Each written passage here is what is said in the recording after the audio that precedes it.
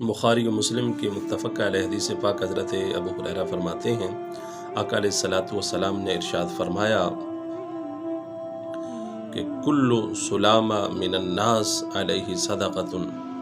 فرمایا کہ انسان کے ہر جوڑ پہ صدقہ ہے، 360 جوڑ ہیں، فرمایا ہر جوڑ پہ صدقہ ہے، اور فرمایا کہ یعدل بین الاثنین صدقہ، دو آدمیوں کے درمیان صلح کرا دینا یہ بھی صدقہ ہے، وَيُعِينُ الرَّجُلُ فِي دَابَّةٍ فَيَحْمِلُهُ عَلَيْهَا، کسی آدمی کو سواری پر سوار کرنے میں مدد دینا یہ بھی صدقہ ہے، اس کا سامان اٹھا کر اسے دینا یہ بھی صدقہ ہے، اور وَالْكَلِمَةُ الطَّيِّبَةُ صَدَقَةٌ، کسی کو اچھی بات اچھا مشورہ دینا یہ بھی صدقہ ہے، وَبِكُلِّ خَطْوَةٍ يَمْشِيهَا إِلَى الصَّلَاةِ صَدَقَةٌ، نماز کے لیے اٹھنے والا ہر قدم صدقہ ہے،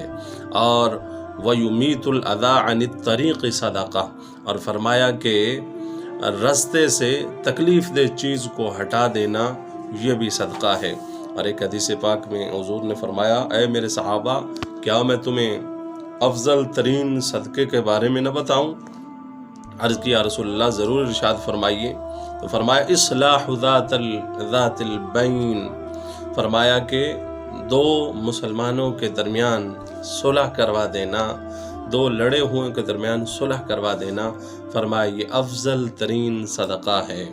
تو رسول پاک صلی اللہ علیہ وسلم کی سنت مبارکہ بھی یہ تھی کہ آپ جو ہے وہ مسلمانوں میں صلح کرواتے اور اس کو پسند فرماتے تھے۔